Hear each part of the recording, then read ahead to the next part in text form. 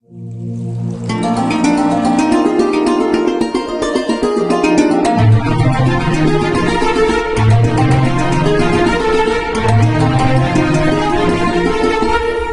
evening, everyone.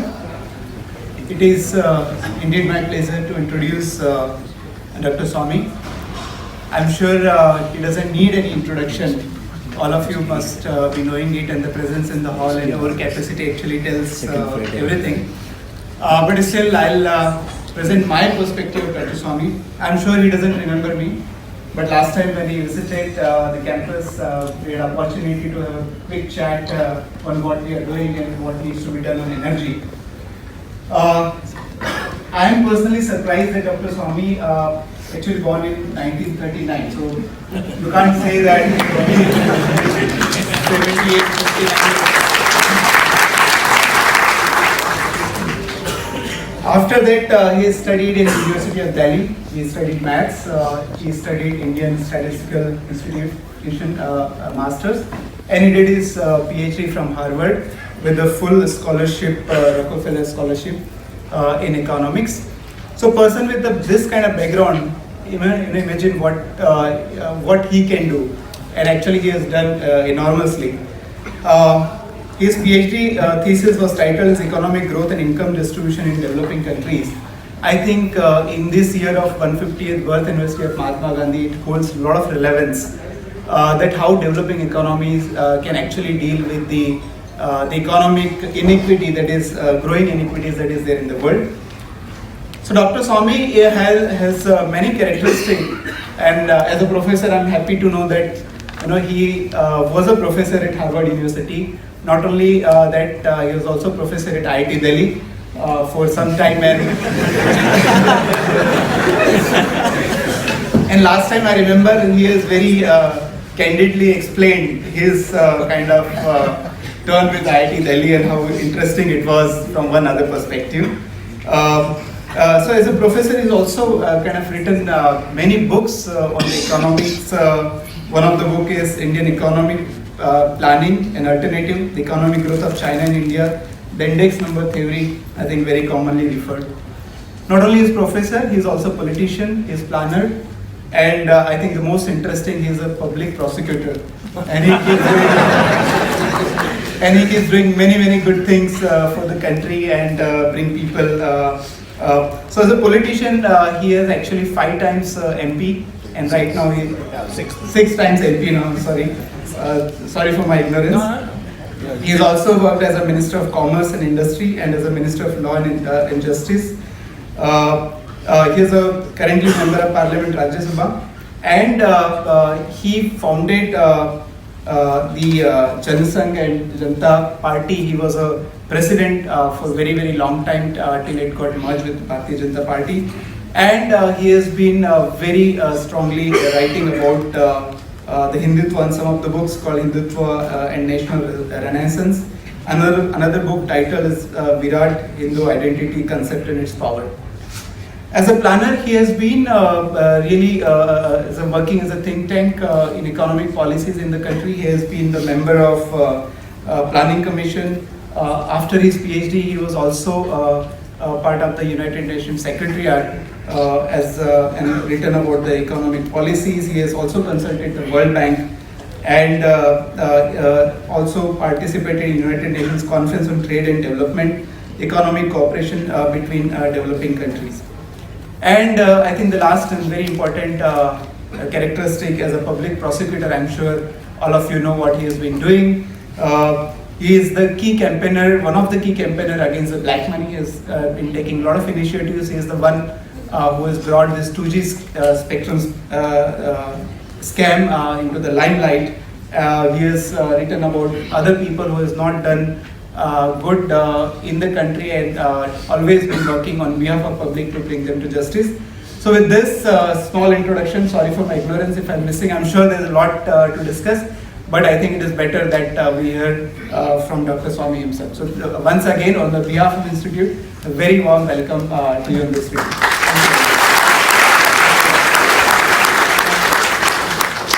How long? 1 hour? 1 hour. Thanks for the introduction, Professor Solanki. I now invite Dr. Swamy to further guide us.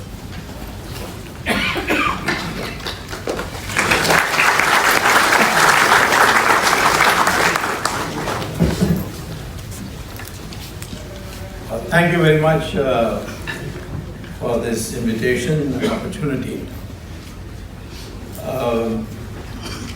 Not only I had something to do with IIT, but my wife was also teaching mathematics at IIT. She was with me at Harvard and then came back, and then I got sacked, she also got sacked. I, of course, fought in court and got back after 22 years, and got my back salary for 32 years with 8% interest.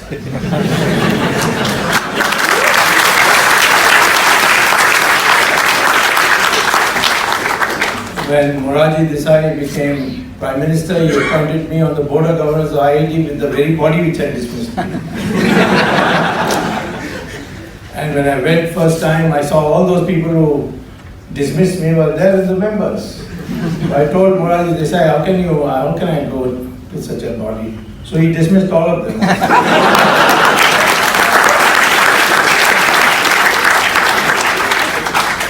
The first thing I would say is a fighter in this country will always win in the end because the society takes time to respond, but it responds and finally it backs you at a very crucial stage to get your victory. I have the highest opinion of the students of IITs. I had a tremendously happy time when I was teaching there at IIT Delhi. And many of my students became famous after they left IIT and got into good places at my recommendation.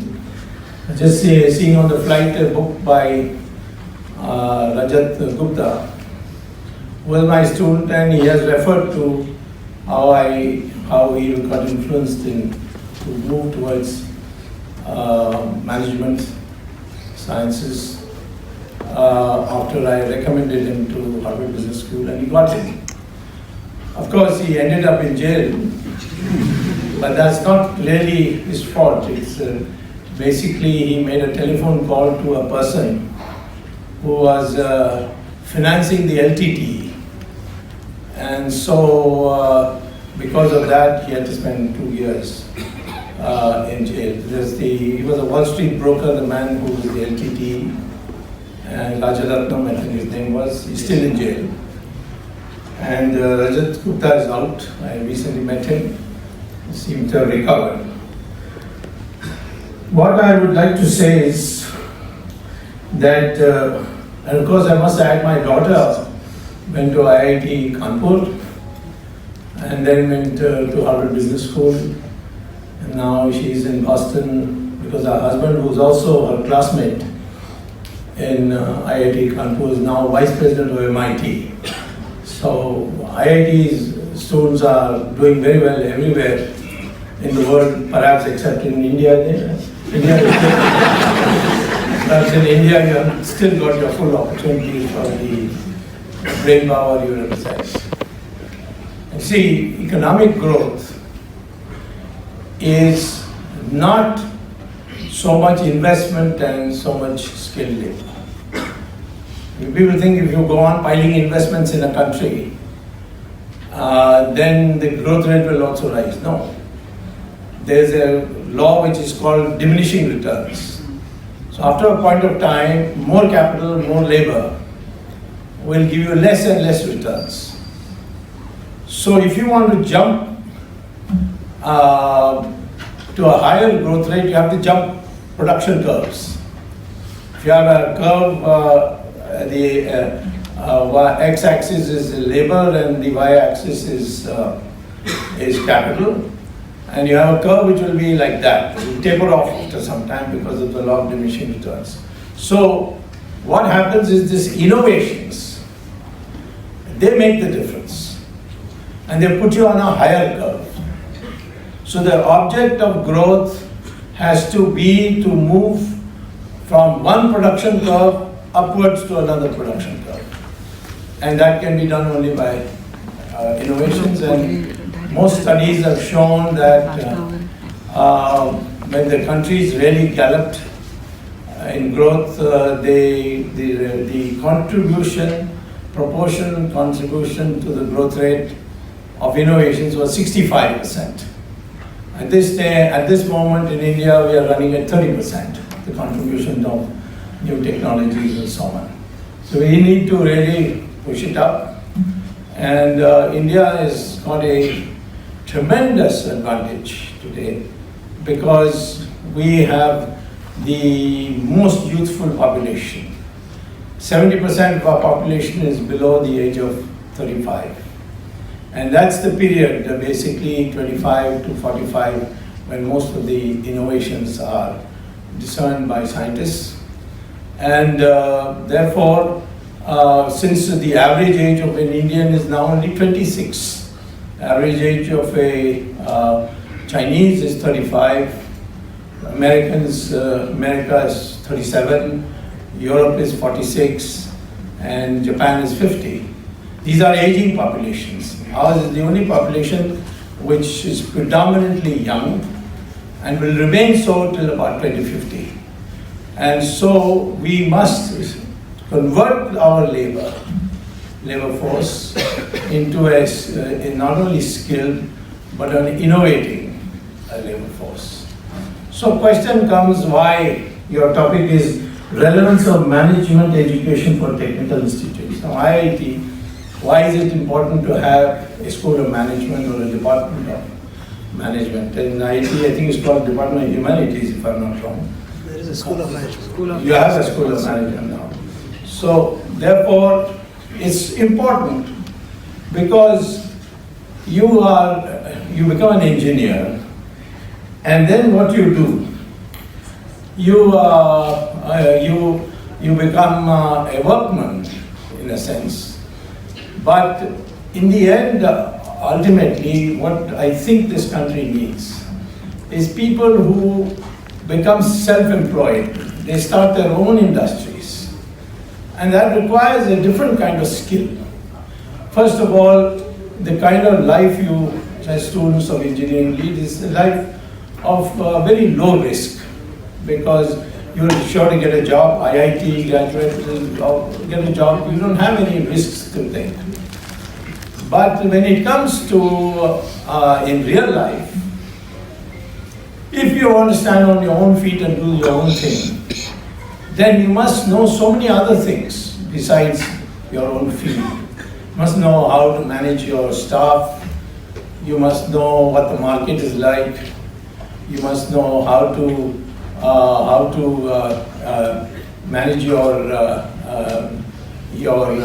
debt. You start a company, you're not going to make profit right away. And so all these aspects have to be taught to you at some place. And at some place is while you get a degree, when you're doing a degree, there you concentrate on the science of it. Once you've finished it, I don't think your education finishes. You must also get an education in management. And management is no more just, it's not Shakespeare in English that today management is. Management has become a technical science. If you're running several warehouses in the country, then there is a field called operations research which tells you how to manage your scheduling, risk-taking, there is statistics, the expected value, variance, the coefficient of variation. All these things become very important factors. Today, if you see the science courses in a place like Harvard or MIT, they are highly technical, mathematical. And that's where you have the advantage. Because when I started teaching economics at IIT, they really invited me to start a department of economics. Of course, I ran into a problem with Mrs. Gandhi, because she was at that time very pro-Soviet, And I believe that the Soviet model will not work for India. That if you want a fast growth rate, you have to go to a market economy. And that was blasphemy in those days. And most of the economists whom you know by name, they were all communists and they were deadly against me. So the whole thing built up into a phobia that, I had come from America to subvert the country. But the Soviet model did fail ultimately. The communists used to say there is no unemployment in Soviet Union, there is no poverty in Soviet Union, there is no inflation in Soviet Union. And by 1990 we found there is no Soviet Union also.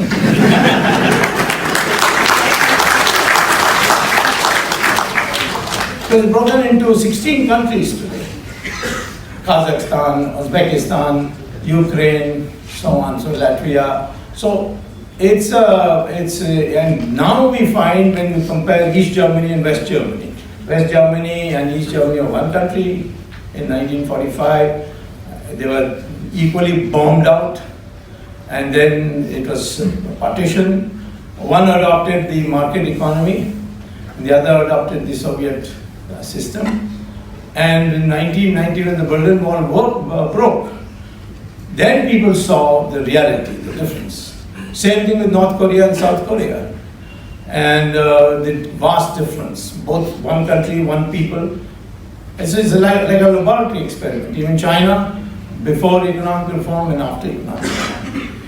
And India, as long as the Soviet model was there, that is up to 1990, when I became a minister in Chandrasekhar's government and subsequently held a minister's rank position in Narasimha Rao's government, when we effectively scrapped the Soviet model.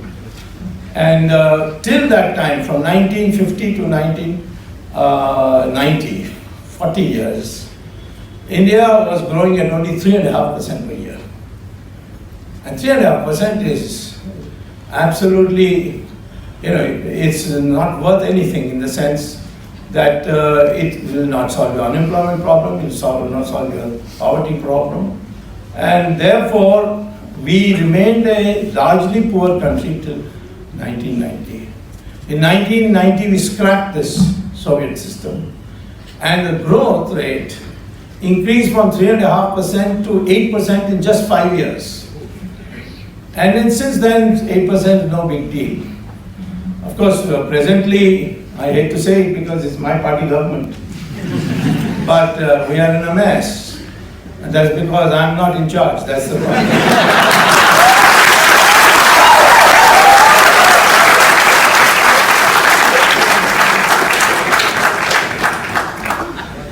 Somebody asked me, how can you say that? I said, see, Prime Minister says that by 2024 will be a 5 trillion economy. And when he said it, we were half that.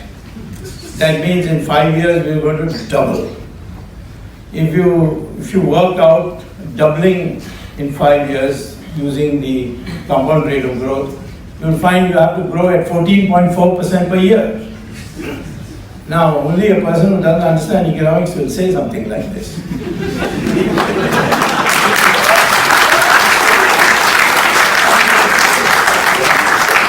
I told them that we don't say 5 trillion economy, but still the ministers go on saying 5 trillion, but they don't say 2024, so it's all right.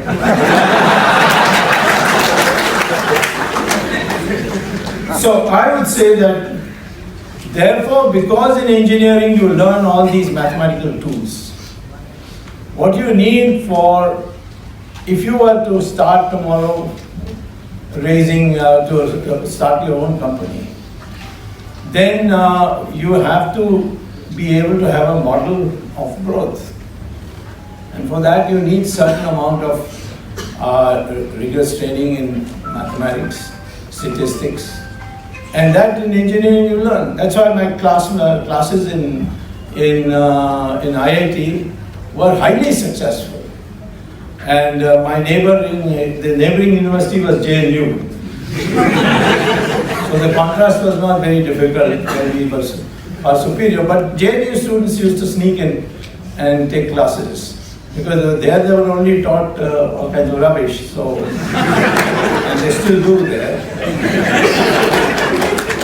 So, IIT was the place where we need to create a new breed of entrepreneurs, not engineers.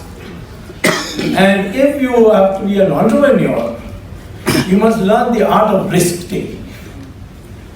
And if you want to know the art of risk taking, you must know probability theory. And that's the only scientific way to know risk. So, in fact, I found hopefully Indians are brought up as risk averters. This is the biggest minus for Indians. Why is it that after all these brilliant software scientists we have not been able to produce a single domain model, or say for Microsoft, it's a brand name. Have Indians been able to produce a single brand name? But they are very good in solving problems. It's Y2K can solve it. Indians can do it. If you want to be a blue collar IT worker, Indians are superb. But this is because of the mentality that we have. That mentality has to change. You must be now ready for risk. Risk means you risk failure too. Failure is not a bad thing. You learn a lot by failure if you have that kind of dynamic attitude.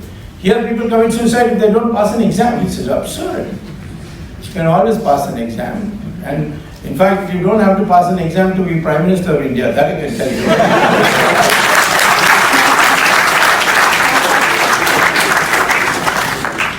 Or you can fake a degree. So, how is it? I have seen this. You see, in my class at Harvard, we had students from many countries, and a good number from India. When the courses were over, the exams were over, I used to ask my class students, now what are you going to do? What kind of career are you going to go after? I said there are two kinds of careers, simplified. One is a career where you take risk, like Bill Gates did, and you found that he became a billionaire. Of course, there's a risk. You may fall flat on the ground and lose everything. And the other is, you join a corporate company, you become an employee, and every year your salary will grow by 5%, and your PF, Provident Fund and gratuity, etc. will be added. And at 60 or 65 you retire, you get all that money, you buy a house and watch television for the rest of your life. This is the risk-free life.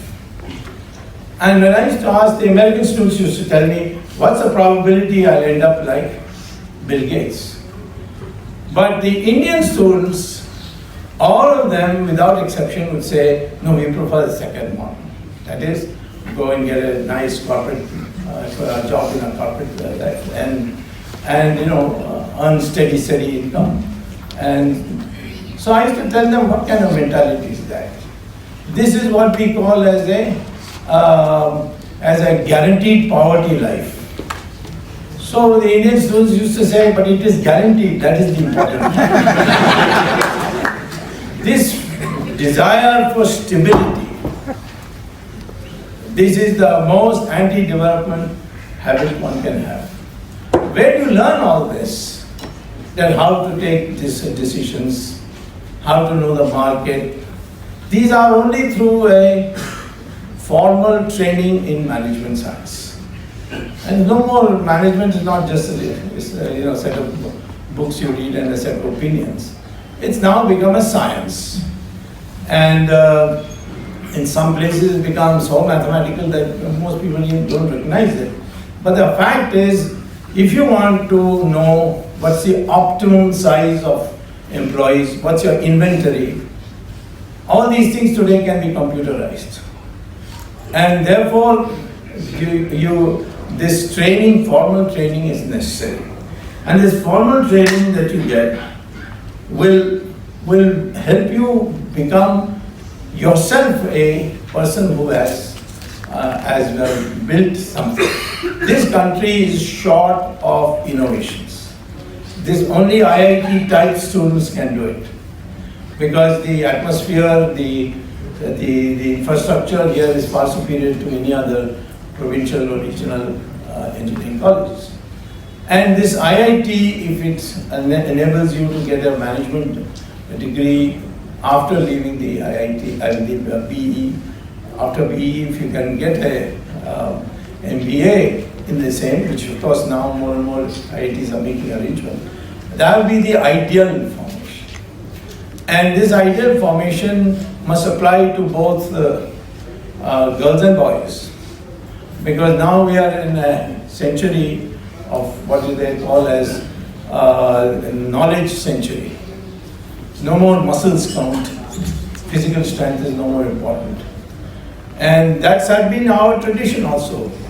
Women are always given the most difficult intellectual jobs in our tradition.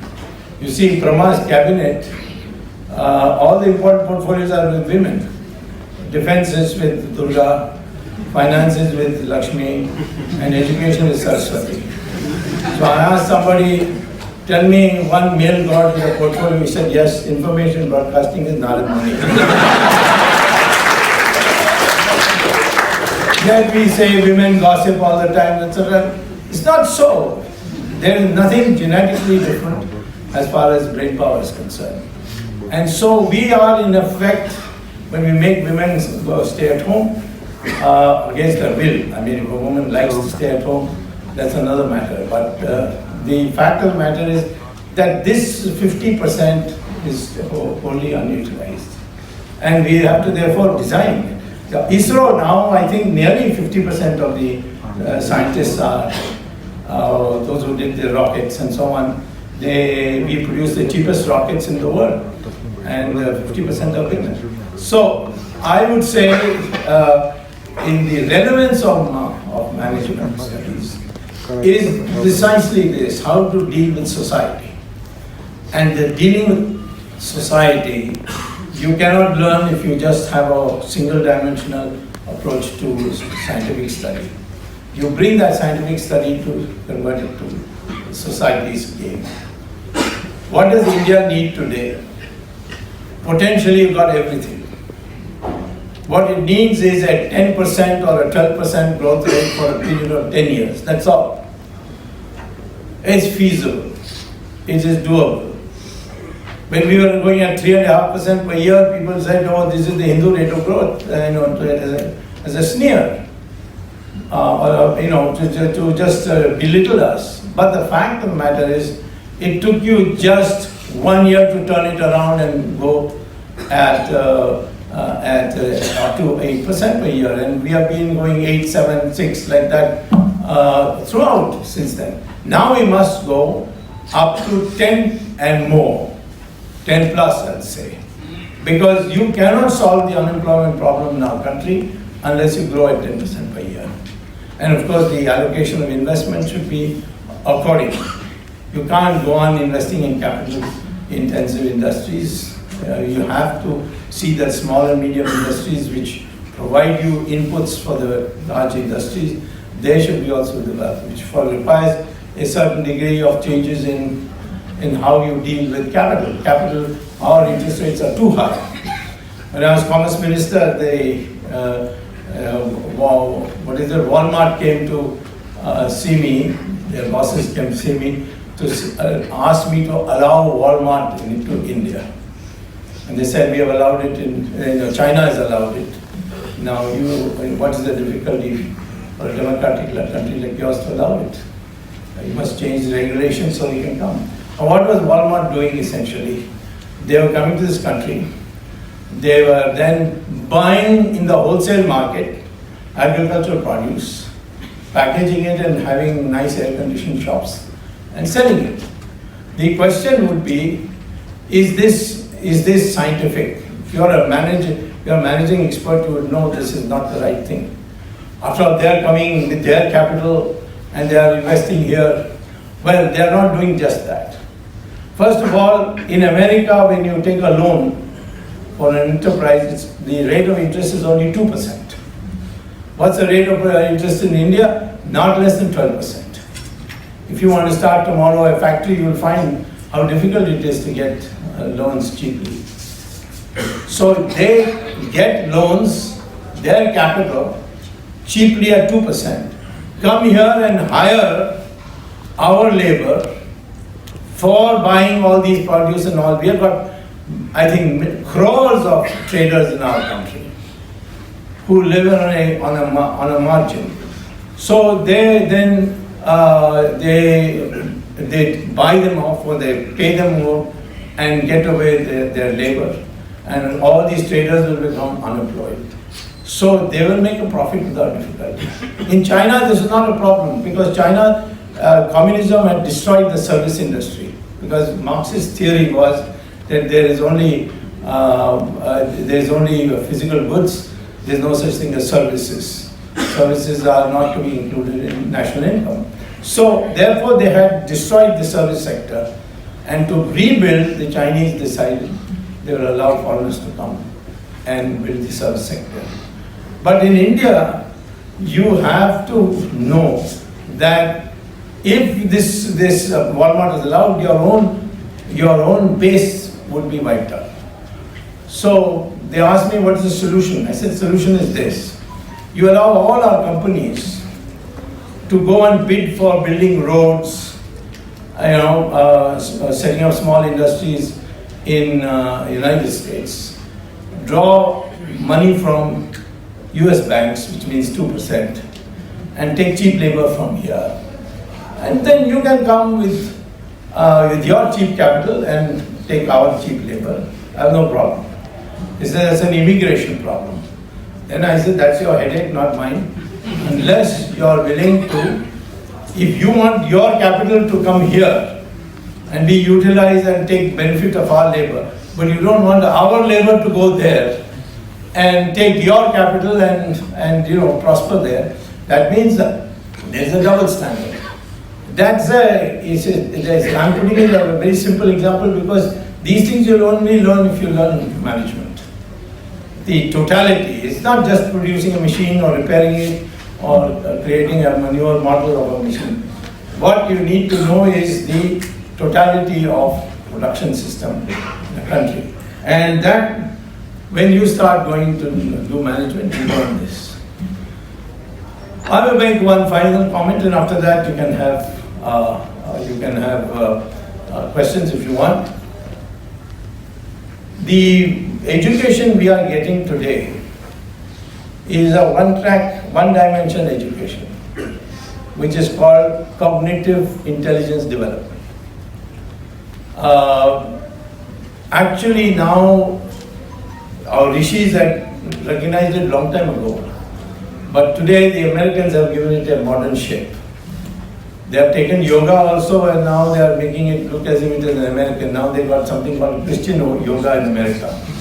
I don't know how it is, what difference it makes. But there is a difference between the cognitive intelligence they are developing in IIT and what you need in real life. Now in real life, suppose you build a factory and it pumps smoke into the air, it creates a pollution problem. The health of the society will be hampered. So socially, it's damaging, but for you, profit-wise, it will be advantageous. So that's a narrow way of looking at it. You should look at the total picture. That's what we call as social costs and social benefit analysis.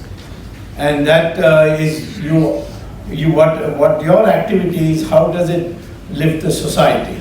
That is something that you have to learn. Supposing I start a orchard, and then my neighbor comes and starts a beehive, then that's supplemental, because when the blooms come, the bees will come and make honey, and he will also get his honey free of charge, whereas I will get my profit by having the orchard.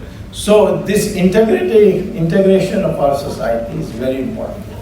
And that's why economics is not common sense. You see, and that you can only learn when you when you get a degree in management where economics is a part of it. For example, in 1920s, the United States suffered a huge depression. And there was a practical shutdown. What happened? It began this way, that the US president asked his economists, in their state of knowledge at that time, that I've got an election coming and there's unemployment in the country. So I need to reduce this unemployment, at least at the election time. And what should I do about it? So the economists suggested, on the basis of the knowledge they had at that stage, that, you see, the unions have raised the wages to such a level that people are not employing anymore. So you persuade the unions to lower the wage rates, agree to a cut in wage rates, and thereafter, after the election, you can raise it. So the president said, very good, and he called the unions, he got it done. They agreed to a 10% cut in view of the situation in the country. And what happened? Unemployment increased. Why unemployment increased? Because when you cut wage rates, you also cut purchasing power. And when you cut purchasing power, the demand goes down, some industries will fold up, and that's how unemployment will go up. So economics is a interdependent system. That's why matrix analysis is very important in economics. And in our country, we have suffered because of it. Today, why we have come to this stage in our country? It's because of poor management. What happened is we called in my opinion, the most unqualified person, Raghuram Rajan from MIT. Now, I don't know what he learned there, but he came here and the first thing he started doing is raising interest rates. He said, I have to control inflation, so for that I have to raise interest rates. Now, as you raise interest rates, yes, certainly, if you raise interest rates, there will be, the demand for money would go down, and therefore inflation will be controlled. That's the microeconomic approach. But the macroeconomic approach is you raise interest rates, so the cost of capital of small and medium industries will go up very much, and they're already working on an edge, so they'll all fold up, and unemployment will come. And if the country has a depression, that is no great advantage that you have managed to control inflation. And you went on raising it. So I told the Prime Minister, it's like a doctor saying that there's no other way to control temperature for a patient except to kill him. Then all the temperature will drop. The same way of killing the economy. And finally agreed and sent him home. And he's probably lonely, so he keeps coming here and giving us fatwas and commands. He has no status in America except a professor. But here he was, lioness and so on. So naturally they keep coming. They all, what they call is the winter birds. When it's cold there, they come here for a better environment. I'm saying, therefore, you must understand that even if you're an engineer, you must understand the macroeconomics of a country. And you cannot understand that unless you know how the interactions take place. You do something, it works in some occasions badly, sometimes very good. For instance, today, suppose somebody was to ask me how to turn things around, I'll say print notes and build roads. So they said, how is that going to do it? I said, because if you print notes and you build roads, nice fancy roads, turnpikes, then the labor will be given that money and he will go and spend it. The problem today in the economy is what? It is the lack of demand. So no, you can't raise it, it's fiscal deficit. The most brainless place in the world, I'm telling you, is IMF and World Bank. They don't think they are at all. They earn a good fat salary and they'll say, no, you cannot raise. What is this fiscal deficit? I mean, I know what it is, but it's the most brainless thing I've heard. If your economy is demand starved, then pumping money into the economy by just printing notes, breaking all ceilings of fiscal deficit is a good thing. And if indeed the problem is excess demand and the supply is low, then of course you'll have to not do that, but then motivate the industrialists to produce more. You can't today cut taxes for the corporates and say, oh, I've taken a step. This is what our government has done. They've cut taxes for the industry and said we have now encouraged them to produce more. But the country is in a glut. They go and see the automobile shops. They're all lying unsold. So there you have to worry about the demand. So if you're going to be a manager or you're going to be running your own company, you must know these aspects, which you will never be able to learn in a BTech course.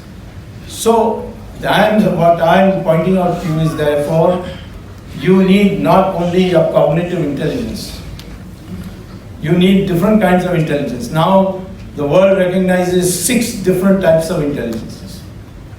One is called cognitive, which is your IQ. Second is what they call as the social intelligence, how to interact in a society, how to look at the social good. Now, as I told you, build a factory and you pump smoke into the atmosphere, then you lack social intelligence. So, therefore, social intelligence is another subject. Now there are separate books published on it. You can go to Google, Amazon and type social intelligence to get it. Emotional intelligence, the art of persuading somebody to buy your product, or the art of persuading somebody to agree to your point of view without being disagreeable. So that thing, that's another form of intelligence. It's the third. Fourth is moral intelligence, that your approach should be not by pulling someone else down. That's one good thing I like with the Americans. When they compete, they try to find how to get ahead of you. But in India, most of them, how can I pull his leg so that he comes on the same level as me? This jealousy factor that is predominant in India. So that is called moral intelligence. Then there is called something called innovational intelligence. It's a separate subject and there are books on it. And what are they saying? What our Rishi and Munis have been saying for centuries. That all knowledge is in the cosmos. And that's what we call as Brahman. And your brain has got a neural Wi-Fi. If you can connect it to this Brahman, then you'll become a genius. And for that you have to do this kind of meditation, that kind of upasanas, etc., etc. These are all prescribed. The same thing is now being written in Western books called innovational intelligence. That who becomes a genius? One who is able to communicate with the cosmos. And that comes by concentration, good habits, and so many other things. Waking up at 4 a.m. in the morning, which is called Brahma Mutra in our Murta in our ancient literature. So then, of course, environmental intelligence, which is now a new field, where you design your factory, you design your output in such a way that the environment is promoted. So there is such a lot of expansion of knowledge, and to be limited to finding out how an engine goes or how many horsepower it should have, and so on. That even if you are innovating and looking for hydrogen fuel cells for new cars or desalination of seawater, these are all new technology. But ultimately, it has to be fitted into the social change that you want in a society.